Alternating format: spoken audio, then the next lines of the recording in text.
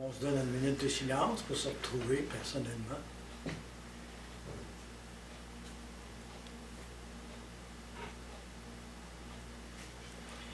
Alors Seigneur, on te bénit pour ta parole qui à travers les siècles a toujours été proclamée. Et ce soir, nous le verrons tout spécialement avec Jérémie, qui a été ton prophète. Fais que ta parole puisse prendre racine en nous et se développer grâce à ton Esprit Saint. Nous te le demandons par toi, Jésus, qui vit et règne pour les siècles des siècles. Amen. Amen. Esprit Saint, Éclaire-nous. Esprit Saint, Éclaire-nous. au nom du Père, du Fils et du Saint-Esprit. Amen.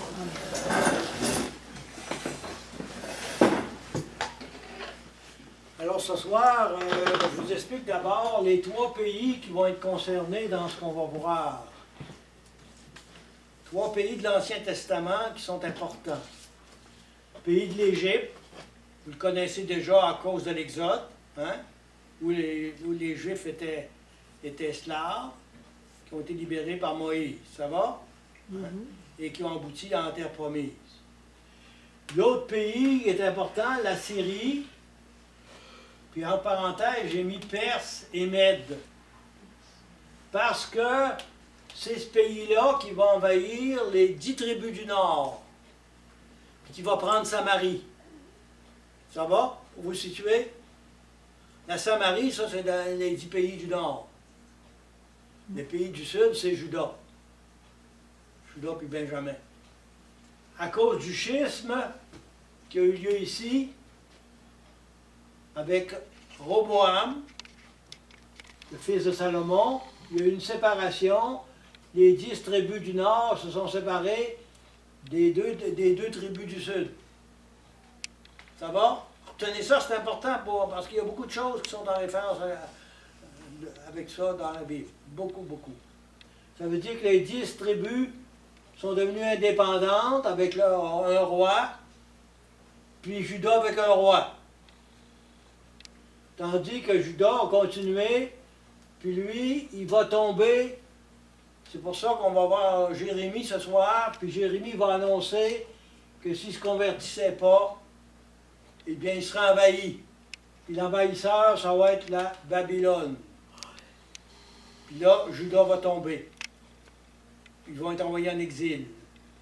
Il y a 20 000 personnes à peu près là, de Juda qui vont être envoyées en exil. Ce qu'on appelle aussi la Chaldée. Babylone ou Chaldée. Vous allez regarder, si vous avez votre Bible, à la fin de votre Bible, vous avez une carte qui vous explique ces pays-là. Et tu dois l'avoir à la fin de toi aussi. Regardez la carte, c'est important que pour vous situer, parce que autrement que ça, vous êtes perdu là-dedans.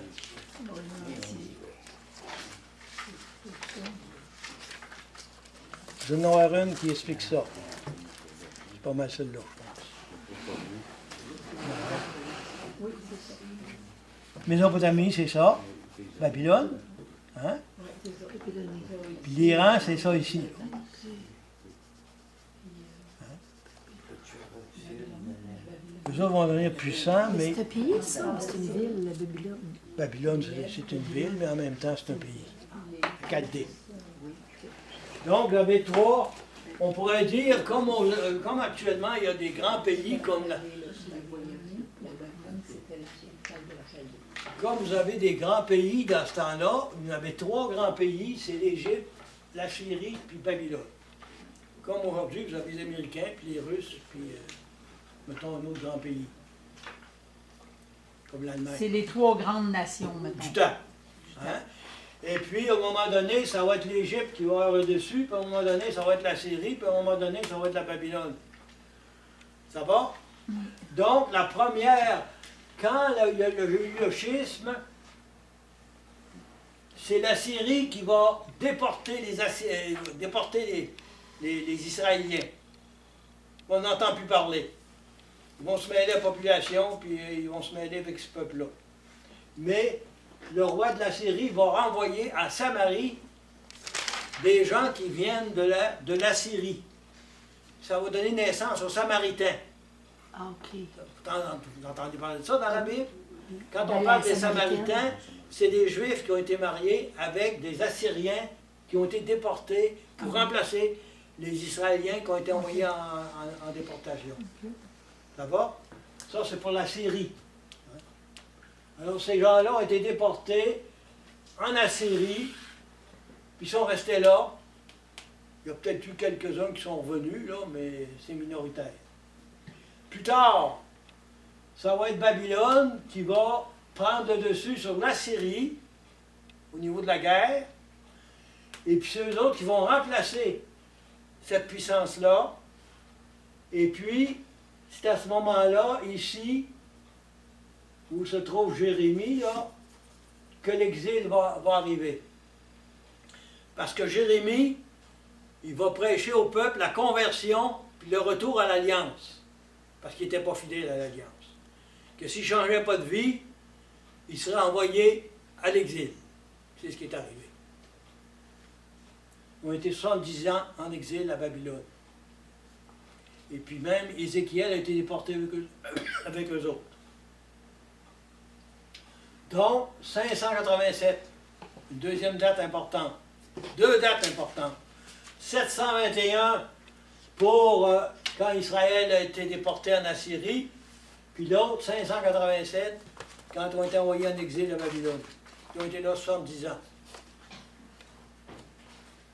Puis à la fin, qu'est-ce qui va arriver? Ça va être Cyrus qui va envahir la Babylonie et qui va permettre aux Juifs de revenir à Jérusalem. Parce que ça avait été promis par le prophète. Le prophète Jérémie puis le prophète Isaïe. Ça, c'est les grandes lignes, hein? Mais il faut connaître un peu ça pour se retrouver. Autrement, on est tous mêlés. Donc, il y avait trois pays importants, l'Égypte, la Syrie et la Babylonie. Ça va jusque-là? Parce que là, on vous donne un cours d'histoire un peu, parce qu'il faut connaître un peu ça, parce qu'autrement, on ne peut pas comprendre les textes. Avant d'aller à Jérémie, je voulais quand même dire un mot sur Josias. Ça, je l'ai mis ici. Josias, les années dans l'Ancien Testament, ils descendent, ils ne montent pas, contrairement à nous autres. Ah, c'est vrai. Donc, il est né en 640, puis il va mourir en 609. On comptait les années en descendant et non pas en montant. Ça va. On a commencé à remonter, à compter les années à partir de zéro, à partir de Jésus-Christ, mais un certain temps après. À cause que c'était important au niveau de l'histoire, on a recommencé à zéro. Mais les années, dans l'Ancien Testament, ça descend. Quand Jésus y est né, c'est l'an 0. C'est ça. Donc, ça fait 2015 ans que Ouais, Jésus mais est plus on n'était pas zéro quand il était là. Ça a été instauré plus tard. On va compter les années. Il y a une petite erreur quelques années, Oui, je pense. quelques années, là, mais ils ont enlevé ça, mais plus tard, après que le Christ était mort. Que l'année commençait à 0? Ouais, Ah, ça a été ok. fait après. Ah, après la mort de Jésus. Ah, Parce ok. que quand je vous ai donné l'histoire de l'Exode, là, avec Moïse, hein, c'était en 19... Hein, Abraham, c'est 1950 avant Jésus-Christ. Puis, ouais. L'Exode, c'est 1250 avant Jésus-Christ. Puis David, c'est 1000 ans avant Jésus-Christ. Là où on est rendu, là, hein, ce soir, là, avec Jérémie, c'est 600. Avec Josias, c'est 640. Quand il était nommé roi, il était nommé roi à 8 ans. Josias. Mais il y avait des, Ah oui, des gens c'est qui vrai, gouvernaient ouais. avec lui, là, mais Je connais pas. Ouais, il avait été caché, hein. c'est ça. Ouais.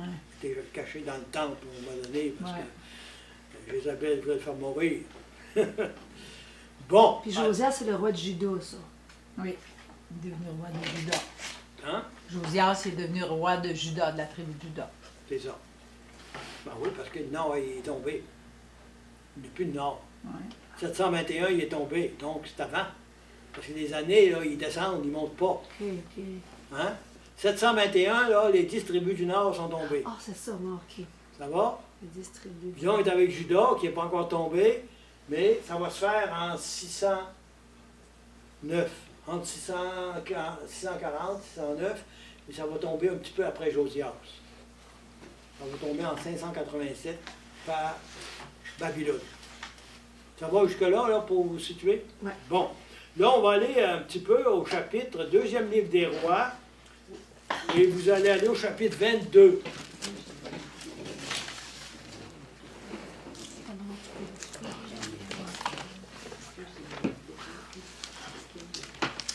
Chapitre 22, deuxième livre des rois, au verset 1er.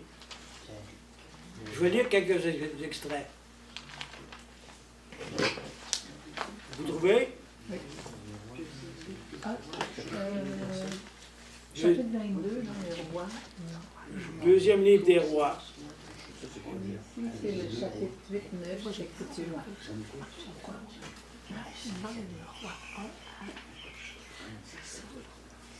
Vous savez qu'on ne connaît pas beaucoup l'Ancien Testament. Hein? C'est quasiment une terre en friche.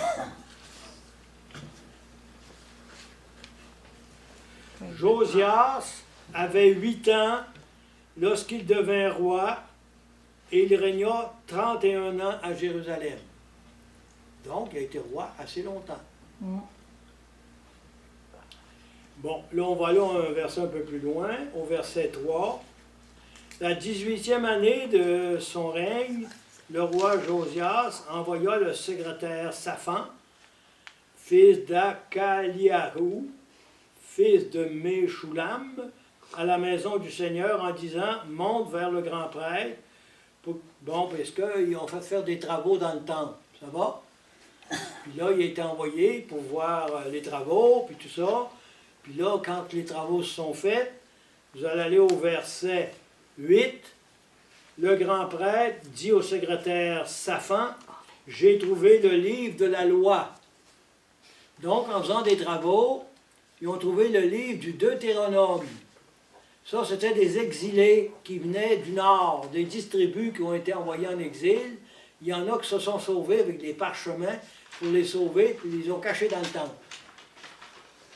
Puis là, en faisant des travaux, ils ont trouvé le livre de la loi. Le livre de la loi, c'est le Deutéronome. Vous allez voir ce qui va arriver. Alors, le secrétaire Saphan vint trouver le roi et lui rendit compte en ces termes. Tes serviteurs ont versé l'argent trouvé dans la maison et l'ont remis entre les mains des entrepreneurs des travaux, aux responsables de la maison du Seigneur. Puis le secrétaire Saphan annonça au roi, « Le prêtre m'a remis un livre. » Saphan en fit la lecture devant le roi. Lorsque le roi eut entendu les paroles du livre de la loi, il déchira ses vêtements, puis il donna cet ordre au prêtre. Vous êtes rendu à quel... Je suis rendu au verset 12. OK. Au prêtre Ilki-Ayou et Aïkam, fils de Saphan, à Albar, au secrétaire Saphan, ainsi qu'à Asaya, serviteur du roi. Allez consulter le Seigneur pour moi, puis là, le roi va envoyer consulter un prophète pour savoir qu'est-ce qu'il doit faire avec ça. Et puis là, ben, c'est tout le problème, c'est qu'ils vont lire, le roi va tout lire la loi, puis là, ils vont se rendre compte là, qu'ils n'observent plus du tout l'alliance. Parce qu'il y a des lieux d'idoles un peu partout, même près du temple de Jérusalem. Et puis, à tous les cas, ils prennent les dieux qui se mettent de toutes les autres peuplades. Puis là, c'est à des barres qui se mettent. Hein. Puis là, ben, qu'est-ce qui va arriver? C'est que Jérémie va arriver un peu plus tard, puis c'est ce qu'il va prêcher. Hein. La fidélité à l'alliance. Alors, on va lire ça un petit peu plus loin, au verset 14. Ils ont été voir la prophétesse Hulda. Puis là, on va aller un petit peu plus loin, si vous voulez, au verset 16. Verset 16, écoutez bien. « Ainsi parle le Seigneur, je vais amener un malheur sur ce lieu et sur ses habitants, accomplissant toutes les paroles du livre que le roi de Juda a lu, puisqu'ils m'ont abandonné, qu'ils ont brûlé de l'encens à d'autres dieux, au point de m'offenser par toutes les œuvres de leurs mains.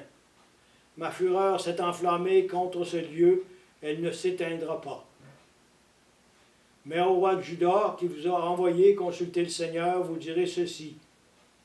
Ainsi parle le Seigneur, le Dieu d'Israël, tu as bien entendu ces paroles, puisque ton cœur s'est laissé toucher, que tu t'es humilié devant le Seigneur, quand tu as entendu ce que j'ai dit contre ce lieu et ses habitants, ce lieu deviendra un endroit désolé et maudit. C'est déjà l'annonce que ça sera détruit. Et puisque tu as déchiré tes vêtements et que tu as pleuré devant moi, eh bien moi aussi j'ai entendu l'oracle du Seigneur.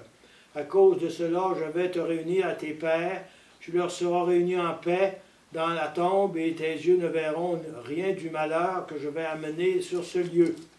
Les envoyés rapportèrent la réponse au roi. Alors là, le roi va être épargné, c'est-à-dire que ça n'arrivera pas de son vivant. Ça va arriver après. Et là, Josias va entreprendre une grande réforme religieuse dans tout le pays de Juda et même d'Israël, puisque Israël n'existe plus, hein, parce que c'est les Assyriens qui sont là, qui mènent le pays. Vous comprenez la situation, là? Déjà, parce qu'Israël avait déjà, je dirais, négligé l'alliance, ils ont été déportés. Le Seigneur leur dit de se convertir, et ça va être la grande mission de Jérémie d'annoncer au peuple de se convertir, parce que le déluge va arriver du côté du nord. Du nord, ça, c'est la Babylone. Hein? Le drame va arriver par Babylone. Ça va, là? Vous comprenez le contexte? C'est important de comprendre le contexte historique.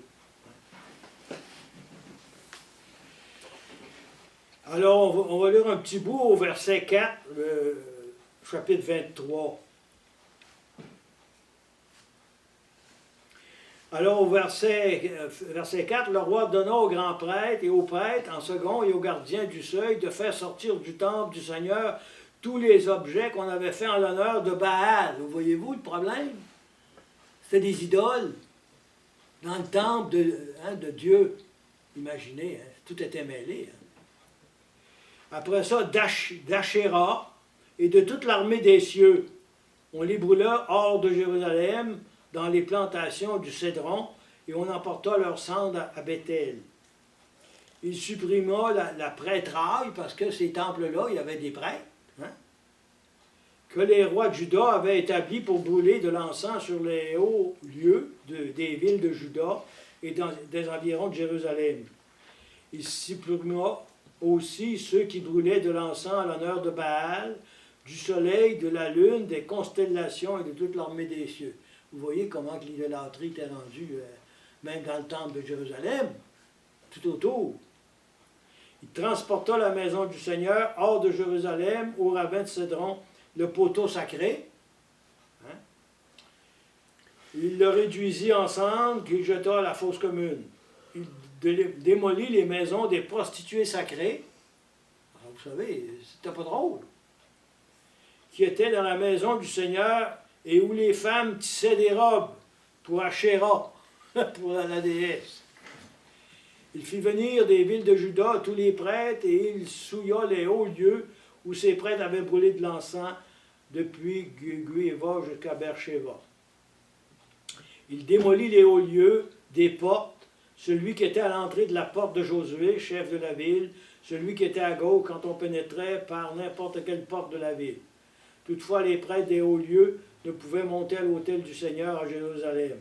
Ils ne pouvaient que manger les pains sans levain au milieu de leurs frères. Bon, on ne lira pas tout ça, là. Vous allez aller maintenant au verset 15, un petit peu plus loin. Verset 15 du même chapitre, 23. Josias démolit également l'autel qui était à Béthel, le haut lieu que Jéroboam, fils de Néphat, avait bâti pour entraîner Israël dans le péché. Il démolit cet autel et son haut lieu. Il brûla le haut lieu, le réduisit en cendres et livra aux flammes le poteau sacré. C'est ce qui a amené la malédiction sur les 10 tribus. C'est lui, Roboam, qui a instauré le culte des idoles. Roboam ou Jéroboam? Jéroboam. Jéroboam. Oui, parce que les deux noms se ressemblent. Ouais, C'est hein? Jéroboam. Ouais, Bon, on ne lira pas tout ça, là, parce que c'est trop long. Alors, vous voyez qu'il va y avoir une réforme extraordinaire amorcée par Josias. On va aller au verset 25, si vous voulez. Un autre petit extrait, là, ça va vous donner une bonne idée. Il n'y avait pas eu avant lui un roi qui, comme lui, revint au Seigneur de tout son cœur, de toute son être et de toutes ses forces. Hein? C'est quasiment le grand commandement dans le Nouveau Testament, ça. Hein?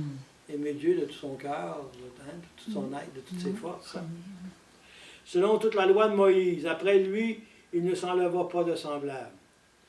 Toutefois, le Seigneur ne revint pas de l'ardeur, de la grande colère qu'il avait enflammée contre Juda à cause de toutes les offenses que Manassé avait commises contre lui. Manassé, c'est un roi qui avait précédé Josias, le roi de Juda.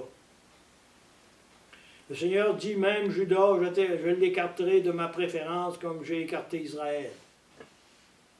Je rejetterai cette ville que j'ai choisie, Jérusalem, et la maison dont j'ai dit, là sera mon nom. Le reste des actes de Josias, tout ce qu'il a fait, cela n'est-il pas écrit dans le livre des Annales? Puis on va au verset 29. Durant ces jours, le pharaon Nécho, le roi d'Égypte, monta rejoindre le roi d'Assyrie vers l'Euphrate, et le roi Josias marcha à sa rencontre, mais le pharaon, dès qu'il le vit, tua Josias à Médigo. Comme il était mort, ses serviteurs le transportèrent sur un char et l'amenèrent de Médigo à Jérusalem. On l'ensevelit dans sa tombe, et la population du pays prit Joachaz, fils de Josias, on lui donna l'onction et on l'établit roi à la place de son père. Bon. Alors vous voyez que Josias a été un roi selon le cœur de Dieu, puis la déportation a été reculée parce qu'il s'était approché de Dieu, puis qui a été fidèle à l'Alliance. Ça va jusque-là? Bon. Alors là, on va aller voir notre ami Jérémie. Je vous ai donné une feuille. Ah, ok, sur la feuille.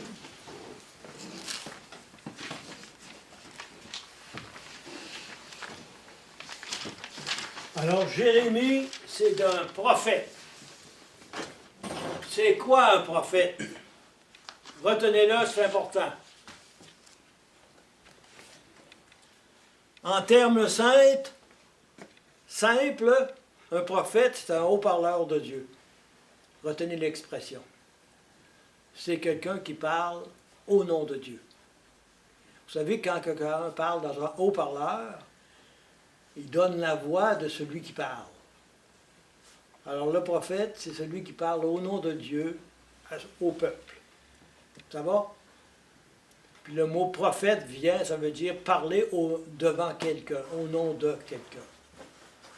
Donc, retenez l'expression, quelqu'un qui parle au nom de Dieu, c'est un haut-parleur de Dieu. Il interprète ce que Dieu veut dire à son peuple. Ça va? C'est important, parce qu'il y a beaucoup de prophètes, hein? On a parlé un peu d'Élie, on n'a pas parlé d'Isaïe, parce qu'on ne peut pas tous les voir. Vous avez Jérémie, vous avez Amos, vous avez Osée, hein? Vous avez Malachie, vous avez un paquet de prophètes de l'Ancien Testament. Ça veut dire qu'après les rois, on passe à l'ère des prophètes. C'est ça. Okay. Les prophètes, c'est pour rappeler les exigences de l'Alliance. Attends, tu peux voir. Ouais. Après les rois. Ouais. Les prophètes, là, ils sont là pour rappeler les exigences de l'Alliance. Puis l'Alliance qui a été faite par Moïse avec son peuple. L'Alliance qui a été faite au mont Sinaï avec les 10 commandements, puis qui a été renouvelée par Josué lorsqu'ils sont rentrés dans la terre promise. Ça va? Ah oui, c'est Josué, lui, qui est rentré Ouais. à Jéricho. Hein, C'est ça. C'est- Là, ils ont fait une grande réunion, ils ont invité tous les gens de la population.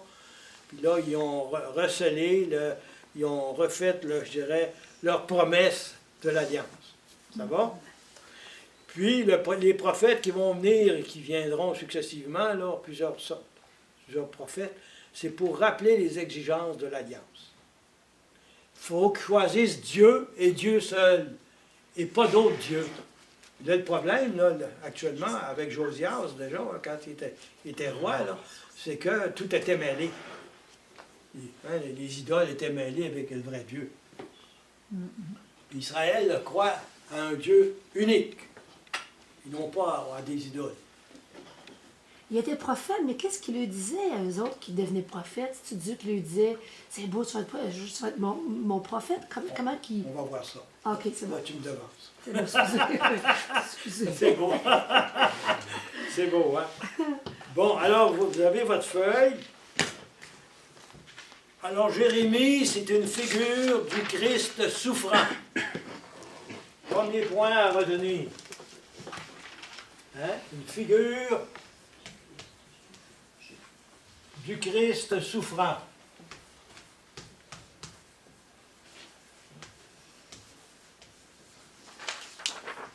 Parce qu'il ne sera pas accepté par les gens à qui il parle. Comprenez-vous? Ils ne croiront pas. Il va être obligé continuellement de leur rappeler les exigences de l'Alliance, mais ils ne l'accueilleront pas.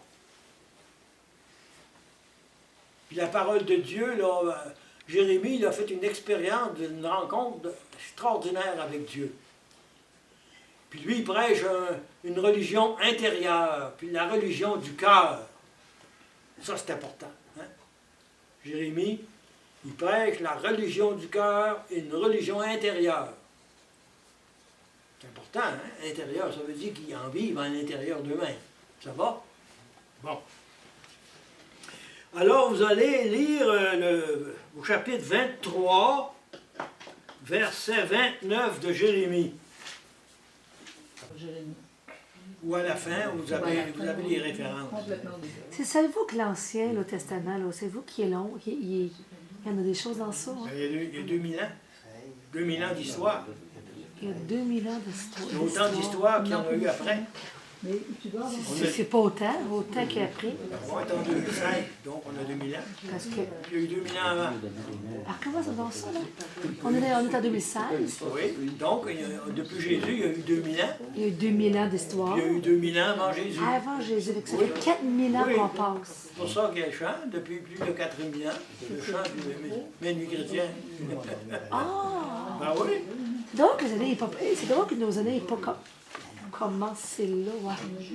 Ouais, dans l'Ancien Testament, on ne comptait pas les années comme nous autres. Ah oui, c'est vrai. Les années descendent au lieu de monter. Ouais, c'est vrai. C'est pour ça qu'on les compte. C'est pour ça qu'on compte après la mort de Jésus. Ouais, vous avez trouvé 29? Oui. Moi, oui. Écoutez ce que Dieu va dire à Jérémie. Ma parole ne ressemble-t-elle pas à ceci, à un feu, oracle du Seigneur, à un marteau qui pulvérise le roc? Eh bien, je vais m'en prendre aux prophètes. Ça, c'est aux faux prophètes. Oracle du Seigneur, qui se subtilisent mutuellement mes paroles, qui subtilisent, dis-je, mutuellement mes paroles. Je vais m'en prendre aux prophètes, oracle du Seigneur, qui ont la langue enjôleuse et qui débitent des oracles. Je vais m'en prendre aux prophètes qui ont des sons fallacieux, oracle du Seigneur, et qui les racontent et qui, par leur fausseté et leur baliverne, égarent mon peuple. Moi, je ne les ai pas envoyés et je ne leur ai rien demandé. Ils ne sont d'aucune utilité pour ce peuple, oracle du Seigneur. Alors là, dans le temps de Jérémie, c'est qu'il y avait un certain nombre de prophètes qui annonçaient d'autres choses. Puis ce que disait avec Jérémie, il disait que ça n'avait pas de bon sens, puis c'était pas Dieu qui demandait ça. Voyez-vous le problème de Jérémie? Il était remis en question par les autres prophètes qui étaient des faux prophètes. C'était qui ces faux prophètes? On va voir ça. Là. Ok, c'est beau, c'est cool. Tu me devances un petit peu. Mais voyons, moi, tais-toi donc!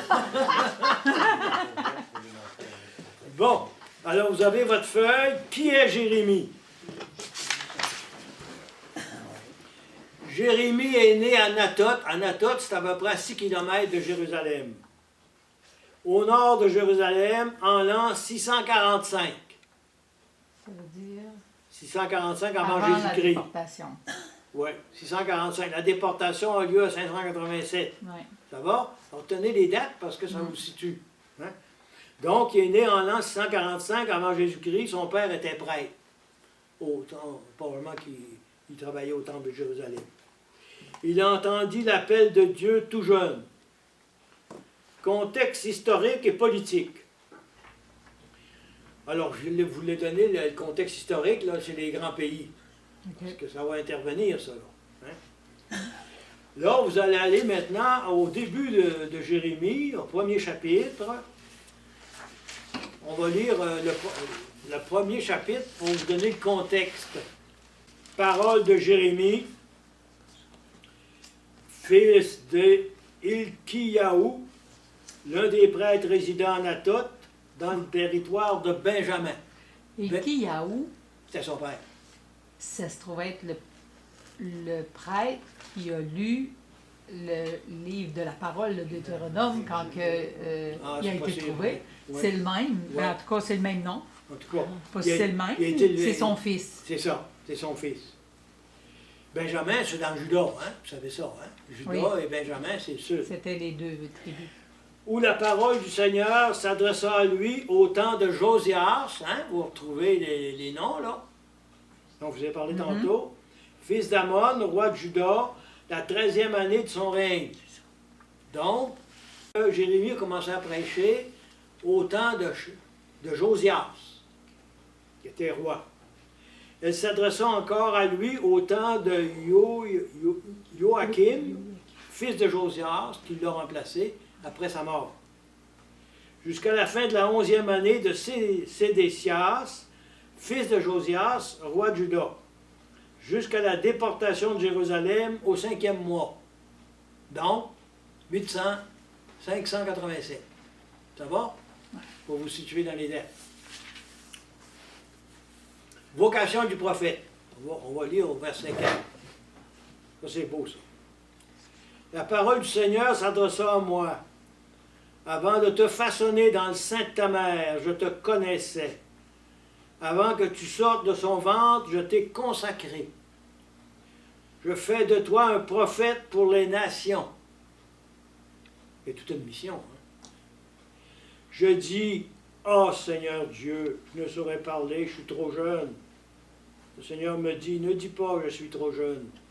Partout où je t'envoie, tu y vas, et tout ce que je te commande, tu le dis. C'est ça un prophète. Hein? L'instrument de Dieu. Celui qui parle au nom de Dieu. Retenez l'expression parce que c'est la plus facile à retenir. Prophète, c'est le haut-parleur de Dieu. N'aie peur de personne. Je suis avec toi pour te libérer, oracle du Seigneur. Le Seigneur, avançant la main, toucha ma bouche, et le Seigneur me dit, ainsi je mets mes paroles dans ta bouche. C'est beau. Hein? Donc, vous voyez que Jérémie, c'est le prophète de la parole. La prédication. D'être un témoin du Seigneur pour la parole.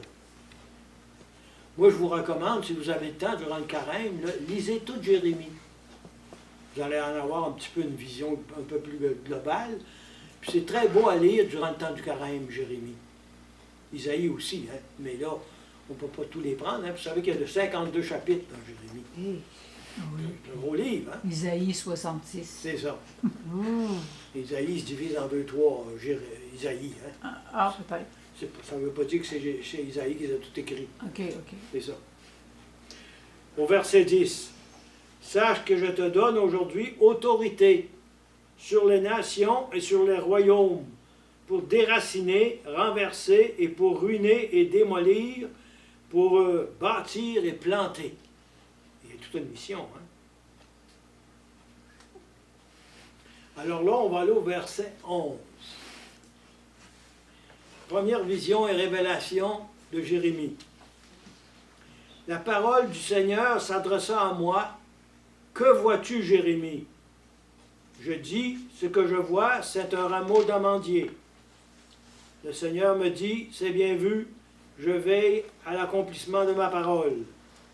La parole du Seigneur s'adressa à moi une seconde fois. Que vois-tu? Je dis, ce que je vois, c'est un chaudron sur un foyer attisé grâce à une ouverture sur le nord. Le Seigneur me dit, c'est du nord qu'est attisé le malheur pour les habitants du pays. Le nord, à ce moment-là, c'est Babylone. C'est-à-dire qu'ils vont être envahis par le nord, le pays. Comprenez-vous, là? Le nord, c'est Babylone. Ils vont venir envahir le pays.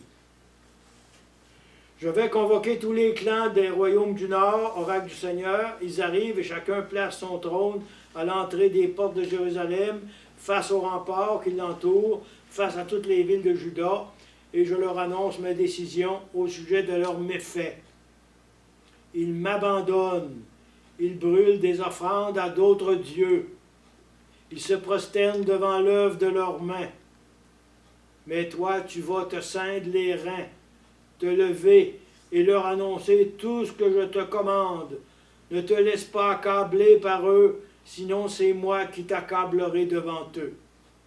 Moi, aujourd'hui, je fais de toi une place forte, un pilier de fer, un rempart de bronze, face au pays tout entier, face au roi de Juda, à ses ministres, à ses prêtres, à sa milice.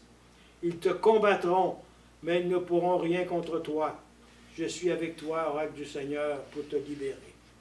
Donc, vous voyez la situation de Jérémie, et qui se met tout seul contre tout le pouvoir de Jérusalem, où il prêche la conversion, puis personne ne veut l'écouter. Au début.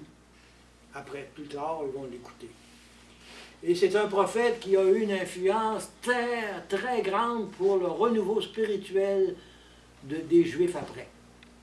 Mais plusieurs années après sa mort. Quand ils vont être en exil, là, le prophète Jérémie là, va aider le peuple à changer son cœur, puis à s'améliorer pour construire avec l'alliance de Dieu. Alors vous voyez hein, comment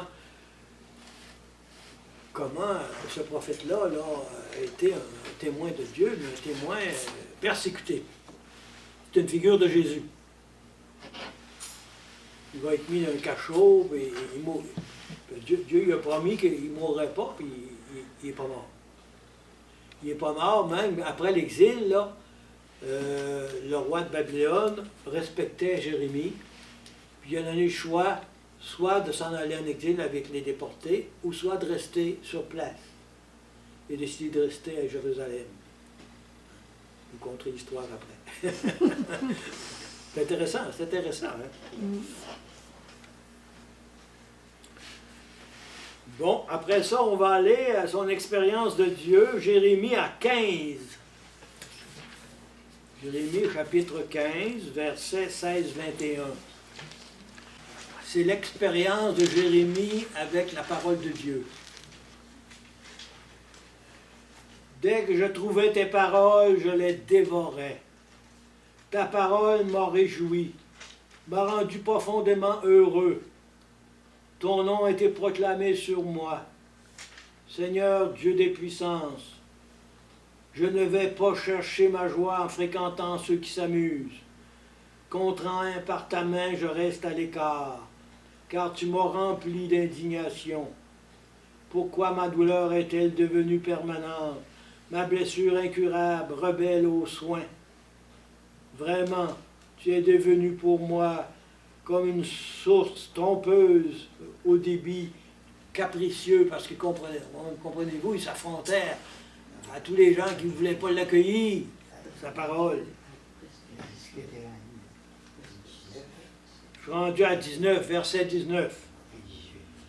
Eh bien, ainsi parle le Seigneur, si tu reviens, moi, te faisant revenir, tu te tiendras devant moi. Si au lieu de paroles légères, tu en prononces de valables, ta bouche sera la mienne, ils reviendront vers toi, et toi, tu n'auras pas à revenir vers eux. Face à ces gens, je fais de toi un mur de bronze inébranlable. Ils te combattront, mais ils ne pourront rien contre toi. Je suis avec toi pour te sauver et te libérer. Je te libère de la main des méchants. Je te délivre de la poigne des violents. Donc, Dieu va être quand même avec Jérémie dans tout ce qu'il va faire comme prédication. Même s'il va vivre la passion de Jésus quasiment, hein, mais il va être, sa vie va être sauve. Il va être jusque-là, Il va être battu, il va être... Ils vont le mettre dans une citerne à un moment donné, il va être prisonnier, puis, Ah. juste avant qu'il soit déporté. Ah, OK. Mais quand ça va arriver, là, ils vont comprendre qu'il avait raison. Et après. Ouais, c'est ça. Alors, vous venez à votre feuille que je vous ai donnée. Sa mission commence sous le roi Josias et se prolonge jusqu'au règne de Sédécias et au-delà. Il connaît des jours pleins de promesses avec le jeune roi réformateur. Josias, puis les années tragiques qui précèdent la complète destruction de la nation juive. Baruch était le secrétaire de Jérémie. Alors Baruch, c'est un autre prophète, ça. C'est lui qui écrivait ses textes. Sous Josias, on fait la découverte du livre de la loi, on a vu ça tout à l'heure, de la loi de l'Alliance en faisant des travaux en réflexion dans le temple. Alors, on va aller voir un extrait des Confessions de Jérémie, chapitre 20, 7, 13.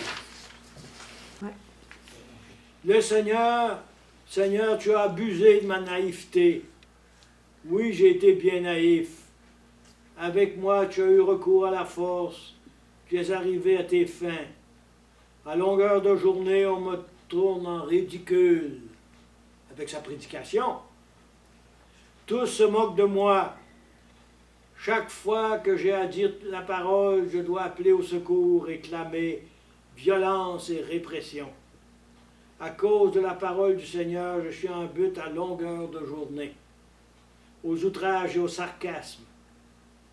Quand je dis je n'en ferai plus mention, je ne dirai plus la parole à son nom, alors elle devient au-dedans de moi comme un feu dévorant. Prisonnier de mon corps, je m'épuise à le contenir, mais je n'y arrive pas. Vous voyez que chez Jérémie, là, la parole de Dieu a une force extraordinaire. Hein? Il ne peut pas résister. Il est obligé d'être un témoin de l'Alliance. C'est très beau, hein? J'entends les propos menaçants de la foule. C'est partout l'épouvante. Dénoncez-le. Oui, nous le dénoncerons. Tous mes intimes guettent mes défaillances. Peut-être se laissera-t-il tromper dans sa naïveté, et nous arriverons à nos fins. Nous prendrons notre revanche. Mais le Seigneur est avec moi comme un guerrier redoutable. Mes persécuteurs trébucheront et n'arriveront pas à leur fin. Ils seront couverts de honte, etc. Bon. Alors vous voyez comment Jérémie va vivre ça comme un combat extraordinaire, hein? Même en lui, avec la parole, hein, qui l'envahit, puis qui ne peut pas résister, puis il faut qu'il aille parler. Puis quand il parle, ben là, il est pris en oppression par toute la population quasiment, surtout par les chefs, le roi, puis les ministres, tout ça. Après la vocation de Jérémie, on a vu ça, je vous ai parlé de la religion intérieure, puis de la religion du cœur. Hein? Ça, c'est Jérémie. La mort tragique à 39 ans de Josias, qui est un roi pieux et respecté, remet tout en question. La réforme était commencée, là, hein? Mais cette réforme-là n'a pas pu continuer à cause de la mort du roi. En effet, il est tué à Megiddo par le pharaon d'Égypte, Nécho, qui traverse la Palestine pour voler au secours de l'Assyrie en déroute. Le pharaon annexe le royaume de Juda au passage. Donc, sont tombés sous la juridiction de l'Égypte. Avant ça, ils étaient sous la juridiction de l'Assyrie. Ça va? Parce que là, l'Assyrie est en guerre avec la Babylonie. Et puis l'Assyrie va perdre la guerre. Donc, ça libère le joug des Assyriens sur Juda. Mais ce qui prend la place, ça va être l'Égypte. Un petit pays de rien comme ça, vous savez, ça n'avait pas de poids. Hein? Alors, Joachim, qui est un fils de Josias, devient roi sous la supervision de l'Égypte. En 1605, nouveau coup de théâtre au Moyen-Orient, un jeune et fougueux chef babylonien bat les Égyptiens à Carchemish. Ça va être le fameux Nabucodonosor. Ça va? Alors cette victoire assure maintenant la maîtrise de Babylone sur l'immense territoire assyrien. Ils reprennent aux Égyptiens les territoires de Syrie et de Palestine. Juda repart sous la domination des Babyloniens. Puis là, dans le royaume de Juda, là, il y avait deux groupes. Un groupe qui voulait s'unir aux Égyptiens, puis il y avait un groupe qui voulait s'unir aux Babyloniens. Puis le groupe du prophète Jérémie voulait qu'ils s'unissent aux Babyloniens. Puis un autre groupe qui voulait s'unir aux Égyptiens. Puis finalement, là, ça va être un drame pour Jérémie. Parce qu'à un moment donné, il est consulté, puis il leur donne des conseils, puis ils l'ont pas suivi. Bon. Sous le règne de Joachim, les réformes du temps de Josias sont abandonnées. On reprend les pratiques païennes et l'injustice règne dans le pays. Le roi brûle le rouleau des oracles de Jérémie, écrit par Baruch. Voyez-vous? C'est pas drôle, hein? Il ne l'accueillait pas, hein? On recherche l'appui de l'Égypte avec les petits États voisins, ce qui provoque la révolte contre Babylone. Nabuchodonosor revient en 598 et assiège Jérusalem. Joachim meurt pendant le siège. Son fils, devenu roi, se rend aux Babyloniens en 597. C'est la première déportation des Juifs à Babylone. Donc, il y a une première déportation en 597. Le roi est déporté avec sa maison, les notables de la ville, les chefs d'armée, les techniciens, les artisans. On emporte aussi un important butin, en particulier les ustensiles du temple de Jérusalem. Quelle profanation pour les Juifs! Quel drame! Les Babyloniens mettent sur le trône un troisième fils de Josias, qui s'appelle Sédécias. 10 ans plus tard, il y a une autre révolte contre Babylone. Des Juifs judéens, là, du sud, qui se révoltent. Alors, avec le retour de Nabuchodonosor, c'est de nouveau la chute de Jérusalem et sa destruction. Le temple de Jérusalem est rasé et les habitants déportés à Babylone. C'est la deuxième déportation en 587. La déportation est à peu près 20 000 personnes. À peu près. En tout. Qui vient de la Syrie. Non. Non. Babylone. Non, qui viennent de Juda. Qui viennent de Juda. C'est la déportation des Juifs qui sont faites à Babylone. C'est un peu long. Personne. Juda qui perd la guerre contre Babylone, s'est révolté. De Juda, ok. Parce qu'il voulait s'unir aux Égyptiens. Et puis le roi de Nabuchodonosor est venu à cause de la révolte. Puis il a fait la guerre. Puis là, il a vraiment anéanti le temple de Jérusalem. Puis il a rasé les murs. Jérusalem, c'est un tas de ruines. Il a déporté, je dirais, tous ceux qui étaient dans le pouvoir, dans le pays. Il restait juste les gens les plus pauvres. Jérémie a le choix de demeurer dans le pays ou d'aller avec le peuple à Babylone. Il décide de demeurer dans le pays. Parce que le roi de Babylone respectait les dieux. Puis il savait ce que Jérémie avait dit au peuple, de ne pas s'allier aux Égyptiens, mais de s'allier aux Babyloniens. Alors le roi de Babylone l'a respecté, puis il a laissé le choix de rester à Jérusalem ou bien de retourner avec les exilés. Godélias est nommé gouverneur de la Palestine par Babylone. Peu de temps après, il est assassiné par un groupe de Judéens, de ceux qui étaient pour être unis à l'Égypte. Il fuit en Égypte en amenant de force le prophète Jérémie en Égypte. Jérémie avait mis ses contemporains en garde contre l'Égypte. Et Jérémie meurt en Égypte, déporté. C'est-à-dire qu'il se sauve parce qu'il savait que le roi de Babylone, là, ils auraient tout massacré. Hein. Oui. Vous voyez, c'est pas ça. C'est pas drôle la guerre, ça. Mais vous voyez le problème, là. C'est pour ça que je vous expliquais tout à l'heure, hein, tous les trois peuples qui sont impliqués dans le drame. Donc, vous avez l'Égypte qui est impliquée. Parce que l'Égypte, à un moment donné, vient pour aider la Syrie. Puis il passe par la Palestine. Puis là, Josias, ils veulent l'arrêter. Puis là, il se fait tuer. Puis, le pharaon continue pour aller aider la Syrie. Mais il ne réussit pas à la sauver parce que Babylone devient de plus en plus fort, puis il va battre la Syrie. Puis c'est lui qui va reprendre Damas, la Syrie, puis tous les pays, puis ainsi que le pays de Juda. Hein? Mais il y a un groupe de Juifs qui se révoltent constamment. C'est pour ça que Nabucodonosor est revenu de nouveau. Parce que c'était révolté contre lui. Parce qu'il y a eu 2 déportations. Une en 97, puis une en 87. Mais la deuxième, et c'est la plus grave. Là, ils ont été déportés, puis ils seront 70 ans en exil à Babylone. Jusqu'à temps que la Babylonie sera envahie par les Perses. Parce que la Perse va devenir un pays important. La Syrie, c'était tout ça avant, mais après ça, la Perse va devenir... C'est l'Iran actuel, hein? La Perse, c'est l'Iran actuel.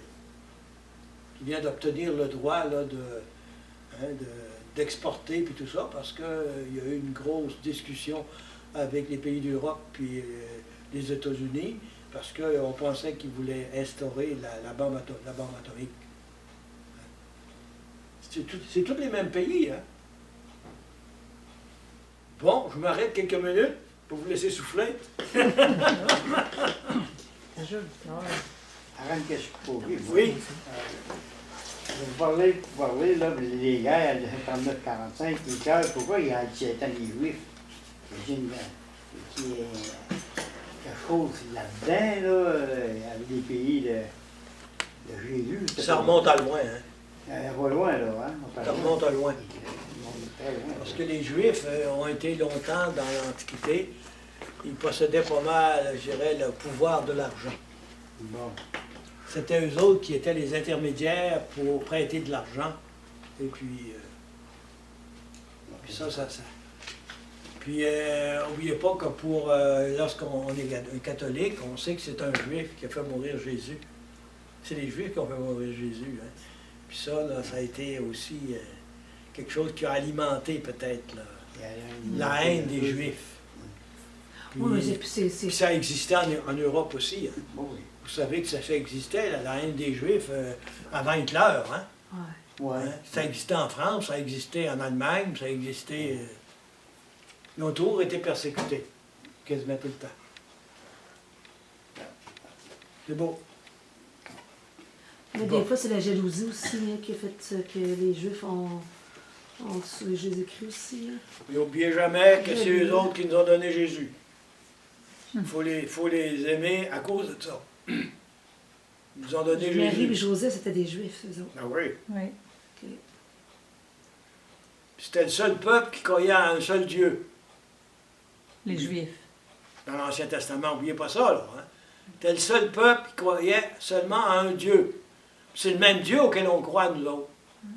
Oh, oui. Mais nous autres, on le connaît maintenant mieux à cause d'eux autres. C'est qu'en fait, nous, on croit au Fils de Dieu, puis eux, ils pensent que c'est juste un prophète. C'est ça? Le Fils de Dieu, c'est Ouais, Jésus. ben, Mais les Juifs, les premiers convertis, c'était des Juifs. Ouais. Faut pas oublier ça, à Ouais, Jérusalem. ouais, ouais. La première communauté, c'était des Juifs. Puis Paul, il prêchait toujours aux Juifs quand il commençait à prêcher. Puis Pierre prêchait aux Juifs. Puis la première communauté chrétienne, c'était la communauté des Juifs. Et après ça, il émigrait comme il émigrait partout. Il y avait des Juifs partout. Ça a été aussi l'occasion de répandre la foi catholique, la foi du Christ. Sauf que les Juifs, est-ce que Jésus, pour eux autres, je pense que Jésus n'était pas le fils de Dieu. Ils l'ont pas reconnu. Ils n'ont pas reconnu comme fils de Dieu. Non, ils l'ont pas reconnu. Il y en a qui l'ont reconnu. Mais la majorité des Juifs ne l'ont pas reconnu. Puis encore aujourd'hui, on n'a C'est pas... c'est un drame, hein? C'est un drame pour Jésus aussi. Pour Paul, c'est un drame parce que Paul, c'est un juif. Il était de la tribu de Benjamin, Paul. Il a été formé par Gamaliel. Il était très bien formé au niveau de la parole de Dieu. Hein? Puis pour lui, c'était c'était une grande épreuve dans sa vie de voir que son peuple était si peu accueillant. Puis c'est des Juifs qui vont le faire mourir à la fin de sa vie. Un groupe de Juifs. Pour faire mourir Paul. Oui, ils vont l'arrêter dans le temple de Jérusalem, ils vont l'accuser. Puis il a été mis en prison, puis après ça, finalement, il a demandé d'être jugé à Rome. Puis finalement, il a été sauvé, mais in extremis quasiment. Mais encore aujourd'hui, le peuple, là, encore aujourd'hui, ça n'a pas changé la mentalité des gens. Hein, il y a encore de la misère encore aujourd'hui, le monde, de croire encore en Jésus-Christ. Ben là, oui, tu sais. ben oui. On vit la même affaire encore aujourd'hui. C'est le même drame. C'est le même drame, ben C'est oui. le même drame.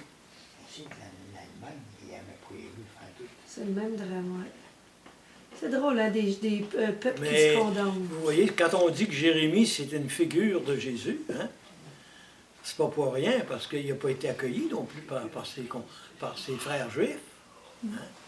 Comme Jésus ne sera pas accueilli. Hein, parce que les plus gros problèmes de Jésus, c'était avec les scribes et les pharisiens. Ceux qui étaient les spécialistes de la loi, de l'Ancien Testament. Tu sais, c'est dramatique, hein? Mais ils croyaient pareil en Dieu, ces pharisiens-là. Ils croyaient beaucoup plus à la règle. C'est ça. Hein? C'est Ils beaucoup mettaient plus... leur confiance dans la loi. C'est ça. C'est pour ça que Paul il dit que c'est pas la loi qui sauve, c'est la foi.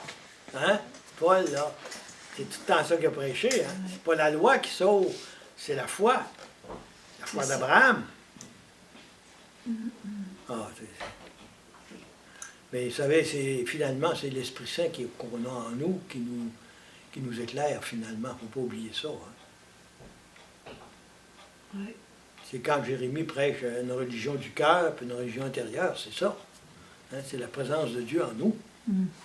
Parce que l'Esprit Saint existait dans l'Ancien Testament. Il ne faut pas oublier ça. Là. On n'a pas inventé l'Esprit Saint avec Jésus. Il existait déjà dans l'Ancien Testament.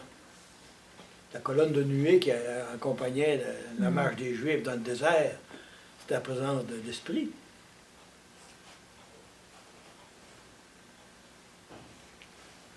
Ouais. Vous savez, l'homme, il a vécu beaucoup de drames dans l'histoire des hommes. Savez-vous que quelqu'un qui est plus ou moins croyant, là, puis qui lit l'Ancien Testament, là, c'est assez spécial. Hein? C'est ça en virait de bord. quasiment pas fait pour trouver la foi. Non, mais je pense que... C'est pas drôle, mais c'est de la guerre tout Non. le temps. Oui, mais comme aujourd'hui. Oui, c'est vrai, là. Regarde ce qui se passe au Moyen-Orient, là. La Syrie est en guerre, la Turquie est là-dedans, les Américains sont là-dedans, hein? L'Europe est là-dedans, C'est la guerre. l'Ukraine puis la Russie. Les autres pays autour, ils ne payent pas, hein? Le Liban, la Jordanie. C'est le même drame de l'homme. L'homme qui est orgueilleux, c'est ça, c'est le péché d'Adam. Il veut mener tout seul. Le péché d'Adam, hein, c'est de vouloir décider du bien et du mal sans référer à Dieu. Hey, là, j'ai une question qui n'est pas correcte à dire, là, mais faudrait. Vas-y. Le job m'a fait. Oh, Dieu, dis ça, dis ça, dis ça.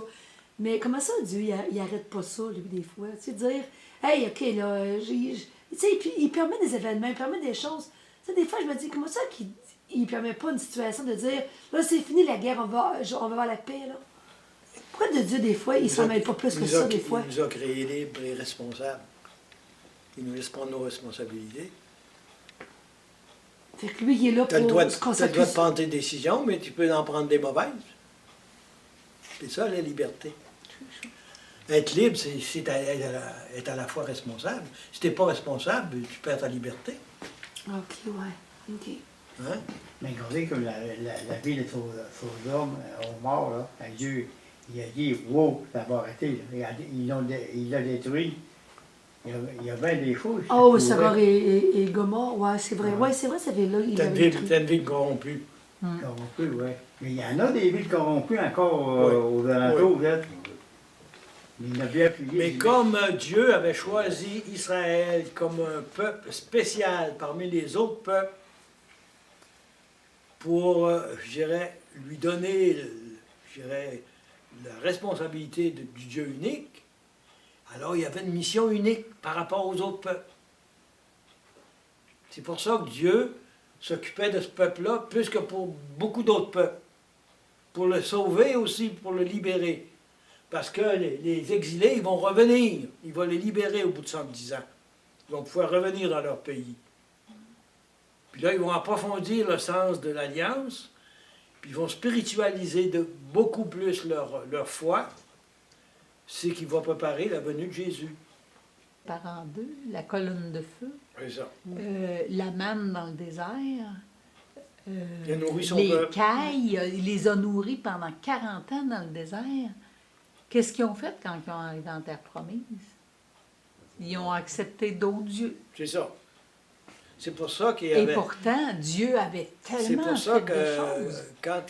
quand il battait un peuple, là...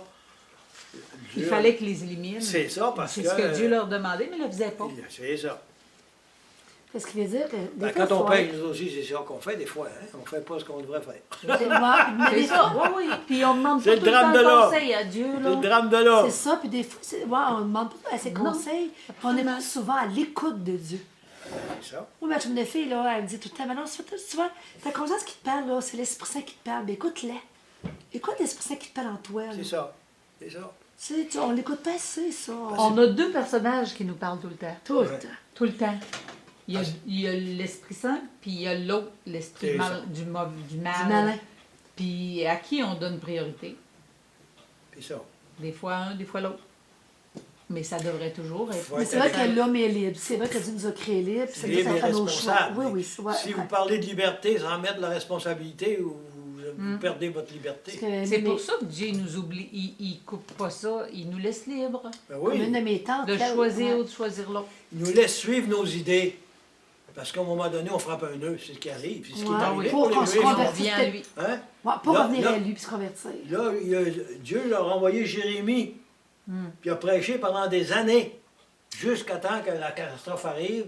Puis quand la catastrophe est arrivée, ben là, ils ont commencé à comprendre qu'il y Nous avait, autres qui étaient aveugles. qu'il y avait là. raison, puis qu'ils étaient aveugles. J'ai une de mes tantes, elle me disait ça cet été, elle disait, tu sais, Manon, si Dieu il serait vraiment là, puis serait vraiment bon, là, il laisserait pas crever des enfants quand il y a de la guerre ailleurs, puis des famines, il laisserait pas tous mourir, ces enfants-là. Et là, je savais pas pourquoi dire. Ben oui, mais là, je vais à Francine, la sœur à Julie. Il dit, ben là, attends un peu, là, j'ai dit, fais juste croire en Dieu, puis tais-toi avant de dire, là, tu sais. Fais juste croire, là. Mais au J'ai fond, dit, moi, je pense que. ça dépend pas de Dieu ce qui arrive, ça dépend Ouais, ben des j'ai hommes. répondu une passe de même. J'ai répondu, Non, je non, pense mais ça que dépend c'est des c'est hommes, l'homme qui veut c'est ça. l'égoïsme des hommes. C'est ça. L'égoïsme des hommes puis des femmes. Quand je dis des Oh, hommes, oui. c'est Oh, oui. Quand général. tu poses là. des cassettes, fais juste croire. J'ai dit, elle a parti à rire. Hein. Puis c'est vrai, j'avais dit, la guerre, qui crée la guerre? C'est pas Dieu qui crée la Ben, guerre. au contraire.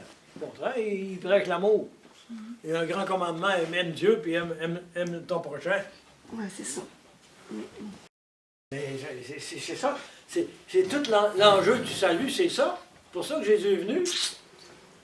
Pour nous rendre capables d'aimer, Ouais. puis de nous sauver, puis s'ouvrir aux autres. Hein, quand Saint Paul a dit, quand Saint Paul, Jésus lui-même, aimez-vous les uns les autres comme je vous ai aimé, comme. Moi, j'ai donné ma vie pour ça. Comme Ah, Jérémie, ouais, ok, ça comme veut dire- Jérémie, hein. Il ne s'est pas marié, vous savez ça. Jérémie est resté célibataire. Le Seigneur lui a demandé de ne pas se On va mentir. dire, aime assez pour donner ta vie pour l'autre. C'est ça. Mais c'est vrai aussi, même dans le mariage. Ah, aussi. Hein? Aimer assez l'autre pour lui donner ta vie, pour que lui donne sa vie aussi. Vois-tu, en fin de semaine, il y avait une journée de ressourcement à l'église à Saint-Georges-dans-Lys, en bas. Hein. Puis le diacre qui était là, il parlait, ceux qui portent des croix, là, des chats et des croix, là. Puis il disait, ceux qui portent des croix, là, vous portez le signe de l'amour sur vous. Ben oui. Ben oui. Parce qu'il y en avait un gars qui disait, bénissez juste ma croix. Il disait, non, si je bénis ta croix, je te bénis toi. Mais non, bénissez. Et moi, ils ne comprennent pas c'est quoi le signe de la croix qu'on porte. Ils ne comprennent pas l'ampleur. Il ne faut pas que ce soit une amulette. Mm. Il y en a qui C'est sortent- de il y en comprendre a qui avec sortent notre cœur. de signes de zodiaque, ils croient plus à ça qu'à Jésus-Christ. Ah, ben oui, c'est ça. Ben oui. C'est un beau livre, hein, Jérémie, c'est un très beau livre. Il y a des pages admirables là-dedans. Quelqu'un qui a le temps de lire ça tranquillement. Il ne faut pas en lire trop à la fois, parce que, tu sais, il y a des périodes qui sont un peu difficiles, là, mais c'est dense au niveau spirituel aussi. C'est un poète, hein? C'est quoi la différence entre Jérémie puis Isaïe? Chaque prophète Sa couleur. a sa couleur, c'est ça. OK. Parce qu'Isaïe, c'était un grand prophète. Hein. Il est né de qui? Il est venu après Avant, quoi, Isaïe? avant. Ah, non, mais avant Isaïe, c'était quoi, là? Isaïe, c'est L'histoire. vers 740 à peu près. 760 avant Jésus-Christ, tandis que Jérémie, c'est 640. Mais les années descendent. Il ne faut pas C'est ça, oublier ouais, qu'ils ne ouais. montent pas, ils descendent. Donc, Isaïe est avant. Tu sais, comparé comme les gouvernements qui rentrent, là, Ah, c'est les filles, vous avez comme pas vous eu dites, ça, là, ces les filles-là? Jérémie, puis les prophètes, là, c'est comme nous autres, les gouvernements, là. Une année, c'était un, ou 4 ans, c'est l'autre. C'est effectivement comme ça, là, ouais. Oui, à ce moment-là, vous savez, la religion imbibait toute la population. Hein. Non. Puis si, comme on dit, elle chierait de travers, ben là, tout le monde chierait aussi. Hein. Ouais. Puis là, c'est pour ça que le prophète t'a envoyé Non. pour ramener à l'alliance. Mais les gouvernements, moi, je sais pas, je me trompe peut-être, mais je comparais ça peut-être au roi. Oh, oui, c'est un Plus autre- au roi qu'aux prophètes. Les prophètes. Oh, oui, le gouvernement, c'était le roi. Le prophète n'était pas, Ouais. était pas dans le gouvernement, Non, mais, c'est ça. mais il pouvait être un conseiller, par exemple. Oui, c'est ça. Parce que même Sédécias, dans les derniers jours avant qu'il soit exilé, là, le roi est allé le consulter, Jérémie, mais il ne l'a pas écouté. Hum. Il dit, sauve-toi, hein? Il dit, rends-toi, puis tu vas avoir la vie sauve, ta famille, puis c'est pas rendu. Alors, puis là, il s'est sauvé dans la nuit, pour sauver sa vie, puis il s'est fait prendre par Nabucodonosor. Et puis, devant lui, il a tout tué ses enfants, puis lui, il a crevé les yeux, puis il est allé comme prisonnier à Babylone. Ça brasse, hein? Plus ça dit. Mais vous savez, regardez ce qui se passe au Moyen-Orient actuellement. Oui, c'est ça. C'est pas mieux que ce temps-là. Non. Tu sais. Non. On trouve ça terrible, mais au fond, là, c'est aussi pire aujourd'hui. C'est ça. Puis on dit qu'on est Hein, un on peuple vient de civilisé. bombarder là, des hôpitaux, puis des écoles. Là. On vient de faire ça là, actuellement en Syrie. C'est ça que je voulais vous dire tantôt, là, avec les gouvernements, les chicanes un peu partout, là. La Syrie, vous savez que c'est en Syrie qu'Antioche, le début de l'Église qui s'est développé, c'est en Syrie, en Antioche. Paul était prêché là avec Barnabé pendant qu'il se met 2 ans ou 3 ans. Puis c'est de là qu'est partie l'évangélisation de toute l'Asie mineure que Paul a faite avec tous ses collaborateurs. Donc, c'est une très vieille communauté du début de l'Église. Puis actuellement, ils sont persécutés, les chrétiens, là-bas, en Irak puis en Syrie. Le drame, c'est pas seulement pour le peuple, mais les chrétiens qui sont là, ils font partie des persécutions aussi. Hein. Dans un sens, c'est Saint Paul qui continue la parole de Dieu quand Jésus est décédé. C'est Saint Paul qui a eu avec les disciples qui restaient, qui étaient là. C'est mais ça. bon. C'est les apôtres. Barnabé est parti le chercher il était dans sa ville, là, native, là, je ne me rappelle plus de son nom, la Ouais, ville de...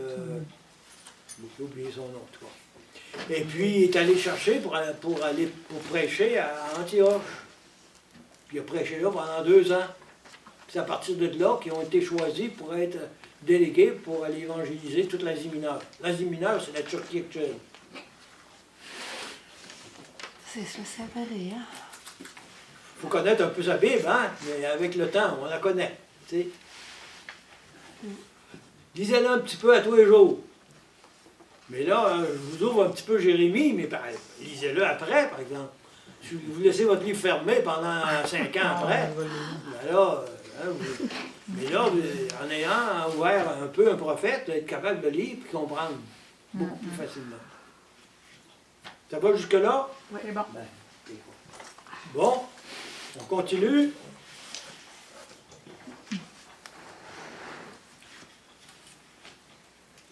Est-ce qu'on avait fini? Oui, on est rendu à la prédication de Jérémie. On avait dit. Prédication de Jérémie. Bon. Connaître Dieu et pratiquer la justice, c'est une attitude de vie. C'est important, ça, hein? Connaître. Le mot connaître, ça veut dire naître avec. le mot connaître. Hein? Souvent, on emploie le mot connaître, mais souvent, on ne sait pas c'est le sens qu'il a. Ça veut dire naître avec Dieu. La deuxième naissance. Oui. Pratiquer la justice. La justice, ici, ça veut dire s'ajuster au projet de Dieu. Le mot justice.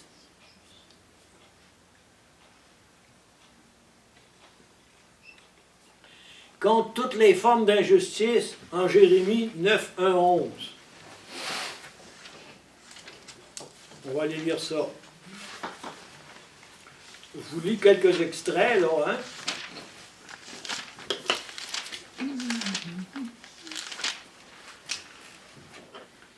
Alors, vous allez voir ce que Jérémie va dire, ce qu'il va dénoncer. Que n'ai-je au désert un gîte de caravaniers? J'abandonnerai mon peuple et je le planterai là. Tous sont des adultères, un ramassis de traîtres.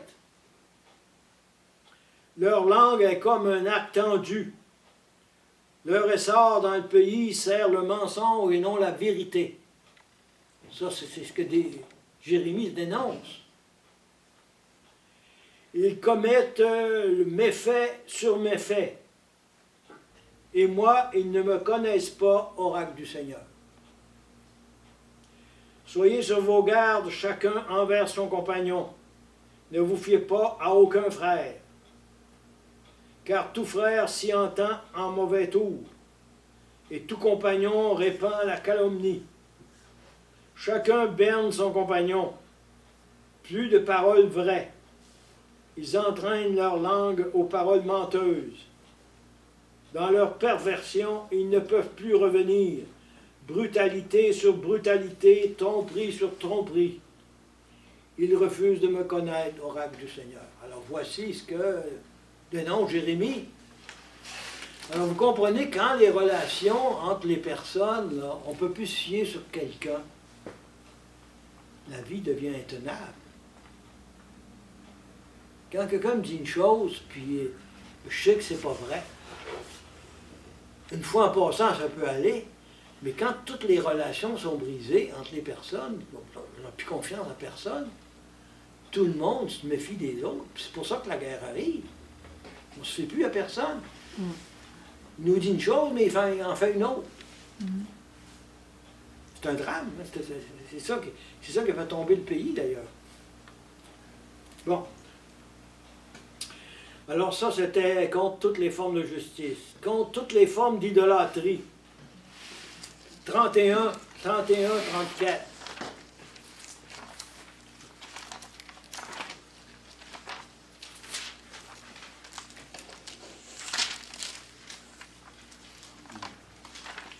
Alors là, Jérémie va leur parler de la nouvelle alliance.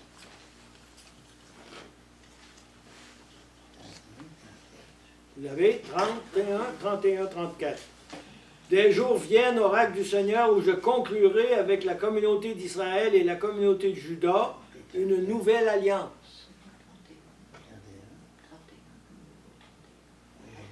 Elle sera différente de l'alliance que j'ai conclue avec leur père, quand je les ai pris par la main pour les faire sortir du pays d'Égypte. Eux, ils ont rompu mon alliance, mais moi, je reste le maître chez eux. Voici donc l'alliance que je conclurai avec la communauté d'Israël après ces jours-là, oracle du Seigneur. Je déposerai mes directives au fond d'eux-mêmes. Et vous, Jérémie, hein, c'est une religion du cœur, de l'intérieur. Les inscrivant dans leur être. Je deviendrai Dieu pour eux, et eux, ils deviendront un peuple pour moi. À 34, ils ne s'instruiront plus entre compagnons, entre frères, répétant « Apprenez à connaître le Seigneur, car ils me connaîtront tous, petits et grands, oracle du Seigneur. Je pardonne leurs crimes, leurs fautes, je n'en parle plus. » Vous voyez la nouvelle alliance que Jérémie prêche. Hein? C'est une alliance de communion avec Dieu, mais une communion dans le cœur des personnes intérieures. Alors le malheur va fondre sur le peuple qui n'écoute pas la parole de Dieu, qui ne cesse de trahir l'alliance conclue jadis au désert. Les Babyloniens sont les instruments de Dieu pour exécuter un jugement qui est devenu inéluctable. 25 à 12. Je vais en lire un petit extrait.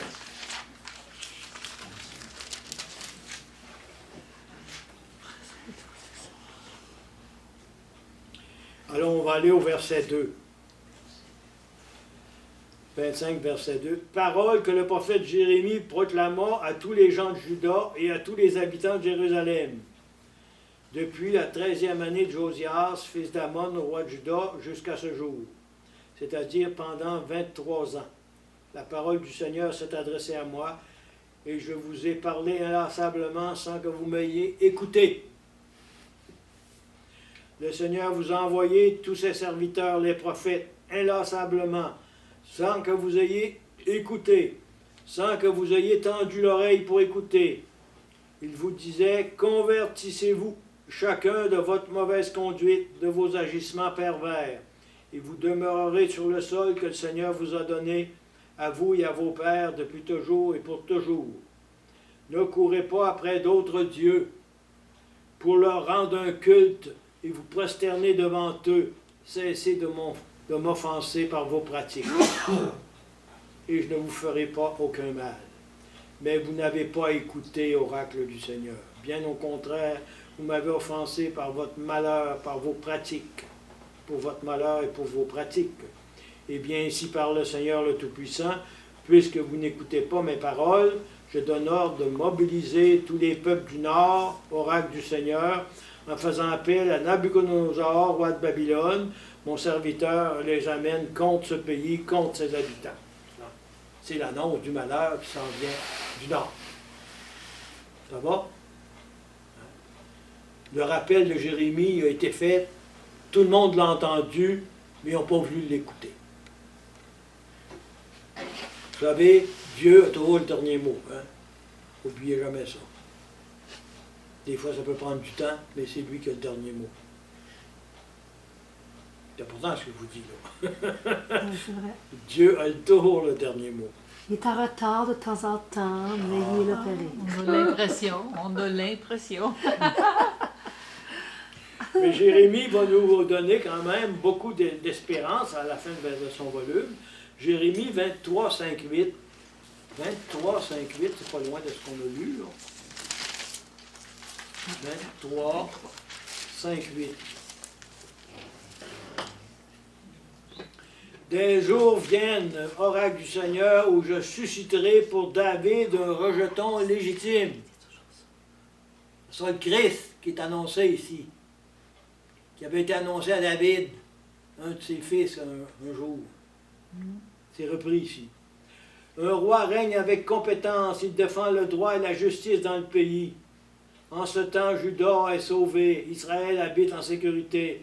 Voici le nom dont on le nomme, le Seigneur. C'est lui notre justice. Oui, des jours viennent, oracle du Seigneur, où l'on ne dira plus « Vivant est le Seigneur qui a fait monter l'Israël du pays d'Égypte », mais plutôt « Vivant est le Seigneur qui a fait monter, qui a amené la descendance des fils, des gens d'Israël, du pays du Nord et de tous les pays où je l'ai dispersé pour qu'ils s'installent sur son sol. » Donc, il annonce que les déportés reviendront dans le pays. Alors, je termine avec Jérémie. On finit notre texte. La mission de Jérémie a échoué de son vivant, mais sa figure n'a cessé de grandir après sa mort. Par sa doctrine d'une alliance nouvelle fondée sur la religion du cœur, il a été le père du judaïsme dans la ligne la plus pure. Le père du judaïsme, ça veut dire le renouveau spirituel de la communauté d'Israël. Plus tard, on va en reparler, là, mais c'est un grand renouveau spirituel. On va développer, je dirais, dans l'exil, on va développer les synagogues, ça vient de l'exil, ça. Hein? Les Juifs qui étaient en exil, là, ils avaient juste la parole pour se ressourcer, puis ils développaient ça, là, ils se réunissaient pour étudier la parole de Dieu. Puis toute l'écriture qui ont été faites là sur les Écritures ont été faites souvent en exil. Alors donc, par sa doctrine d'une alliance nouvelle fondée sur la religion du cœur, il a été le père du judaïsme dans la ligne la plus pure. En conclusion, on pourrait dire ceci de Jérémie en mettant les valeurs spirituelles au premier plan et en développant les rapports intimes que l'âme doit avoir avec Dieu, il a préparé la nouvelle alliance chrétienne.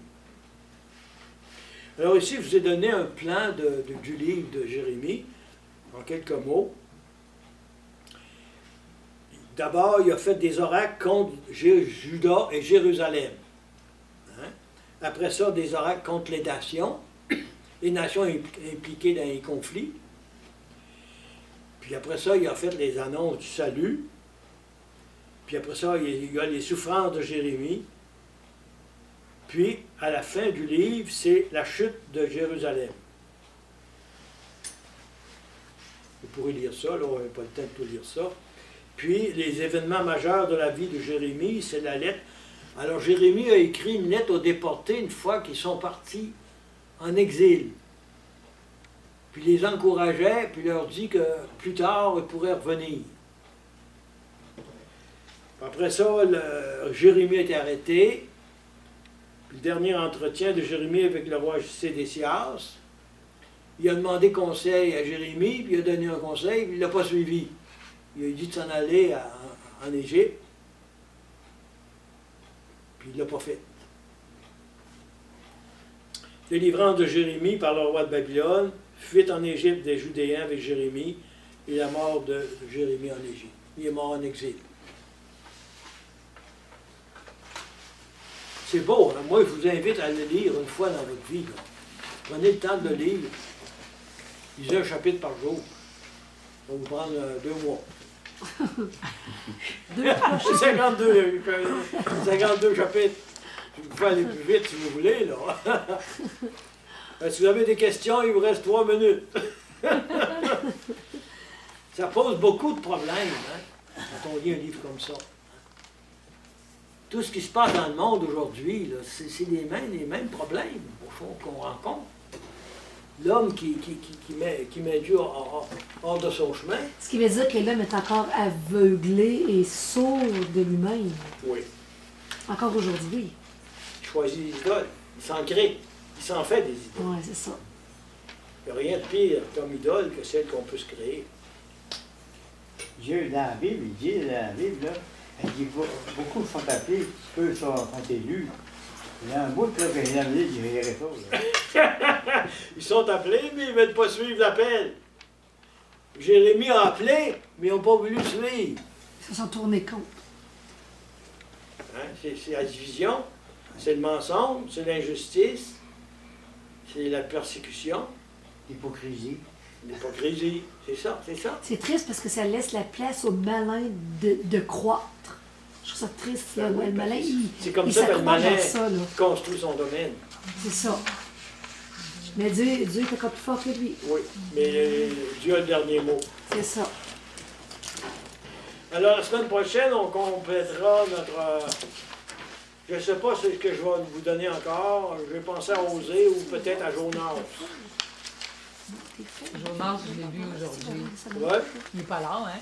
Ben, c'est parce que dans la parole de Dieu d'aujourd'hui, il parlait de Jonas. C'est ça. J'ai dit, me semble que je l'ai déjà lu, puis là, je suis allée voir comment long c'était. Ouais. Il est tellement Ben court, ouais. il y a 2-3 pages. Jonas, c'est une parabole. Ah, Pourquoi tu dis, on entre dans la Bible? c'est ça. C'est une histoire, c'est une parabole. Mais la parabole dégage un grand message. Ouais. Grand message de Jonas. On va voir ça, je ne sais pas si je donnerai au... Ouais. Parce que Osée, c'est encore assez long comme livre. Hein. Ben, pour terminer, je pourrais prendre Jonas. Un peu d'humour. Il y a beaucoup d'humour dans Jonas. Jonas, on le connaît pas. Ça va la semaine prochaine? Daniel, Parfait, oui. as-tu cette feuille-là, toi encore? Oui.